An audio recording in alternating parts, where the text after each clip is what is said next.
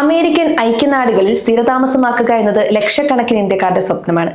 എന്നാൽ നിലവിലുള്ള H-1B visa വഴിയോ മറ്റ് എംപ്ലോയ്മെന്റ് വിസകൾ വഴിയോ ഗ്രീൻ കാർഡ് ലഭിക്കാൻ പതിറ്റാണ്ടുകൾ കാത്തിരിക്കേണ്ടി വരുന്ന അവസ്ഥയും ഇന്നുണ്ട്. ഈ പ്രതിസന്ധിയിൽ നിന്ന് രക്ഷപ്പെടാൻ ഇന്ത്യയിലെ സമ്പന്നർ കണ്ടെത്തിയ പുതിയ മാർഗമാണ് EB-5 ഇൻവെസ്റ്റർ വിസ. എന്നാൽ ഈ വിസയിലേക്കുള്ള ഇന്ത്യക്കാരുടെ തള്ളിക്കയറ്റം ഇപ്പോൾ അമേരിക്കയിൽ വലിയ ചർച്ചകൾക്കും ആശങ്കകൾക്കും വഴിതെളിയിച്ചിരിക്കുകയാണ്. എന്താണ് ഈ പുതിയ പ്രതിസന്ധി? എന്തുകൊണ്ടാണ് ഇന്ത്യക്കാർ കൂട്ടത്തോടെ കോടികൾ നിക്ഷേപിച്ച് ഈ വിസയ്ക്ക് പിന്നാലെ പോകുന്നത്? നമുക്ക് വിശദമായി നോക്കാം. എന്താണ് EB-5 വിസ എന്ന് ആദ്യം പറയാം. 1990കളിൽ അമേരിക്കൻ കോൺഗ്രസ് ആവിഷ്കരിച്ച ഒരു പദ്ധതിയാണിത്. അമേരിക്കൻ സമ്പദ് വ്യവസ്ഥയിലേക്ക് വിദേശ നിക്ഷേപം ആകർഷിക്കാനും അതുവഴി തൊഴിലവസരങ്ങൾ സൃഷ്ടിക്കാനുമാണ് ഈ വിസ ലക്ഷ്യമിടുന്നത്.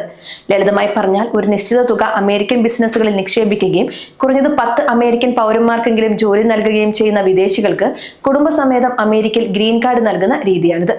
ടൈംസ് ഓഫ് ഇന്ത്യ റിപ്പോർട്ട് ചെയ്യുന്ന കണക്കുകൾ പ്രകാരം ഇന്ത്യയിൽ നിന്നുള്ള EB-5 അപേക്ഷകരുടെ എണ്ണത്തിൽ വൻ വർധനമാണ് ഉണ്ടായിരിക്കുന്നത്. 2024 സാമ്പത്തിക വർഷത്തിൽ വെറും 879 അപേക്ഷകൾ മാത്രമായിരുന്ന സ്ഥാനത്ത് 2025 അത് 1903 ഉയർന്നു. അതായത് ഏകദേശം ഇരട്ടിയിലധികം വർധനവ്. ഇന്ത്യയുടെ ചരിത്രത്തിലെ ഏറ്റവും ഉയർന്ന നിരക്കാണിത്. ഇതിൽ ഏറ്റവും ശ്രദ്ധേയമായ കാര്യം, ഈ അപേക്ഷകളിൽ ഭൂരിഭാഗവും ഇന്ത്യയിൽ നിന്ന് നേരിട്ട് പോകുന്നവരല്ല എന്നതാണ്.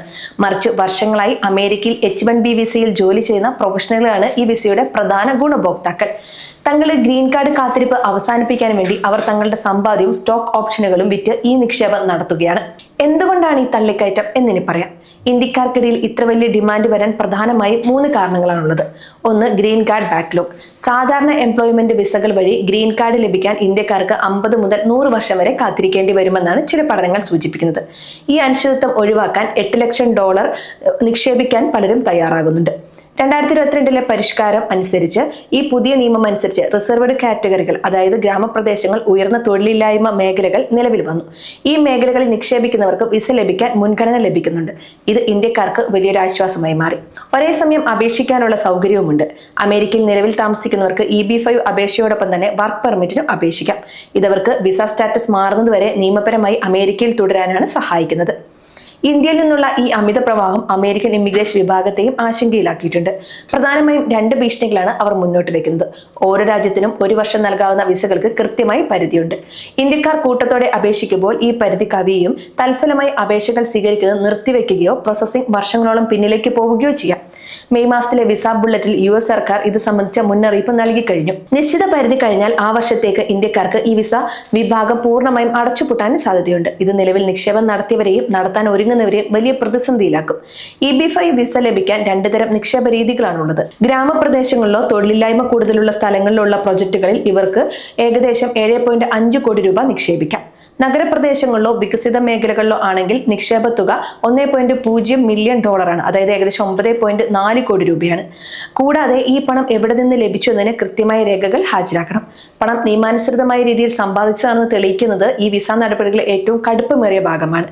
കോടികൾ നിക്ഷേപിച്ചാൽ ഉടൻ ഗ്രീൻ കാർഡ് ലഭിക്കും എന്ന് കരുതുന്നത് തെറ്റാണ്. ഇതിൽ വലിയ അപകട സാധ്യതകളുമുണ്ട്.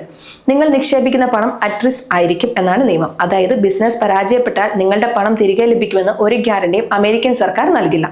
നിങ്ങൾ നിക്ഷേപിച്ച പണം ഉപയോഗിച്ച് 10 അമേരിക്കക്കാർക്ക് ജോലി നൽകിയില്ലെങ്കിൽ വിസ അപേക്ഷ നിരസിക്കപ്പെടും. നിലവിലെ EB-5 പദ്ധതി 2027 സെപ്റ്റംബർ വരെയാണ് പ്രാബല്യത്തിലുള്ളത്.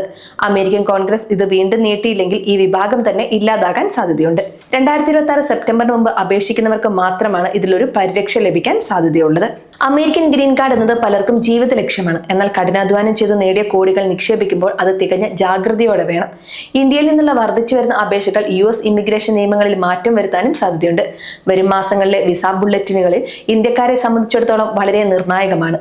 ഈ വിഷയത്തിൽ കൂടുതൽ വ്യക്തത വരുന്നതുവരെ നിക്ഷേപകർ കരുതലോടെ ഇരിക്കണം.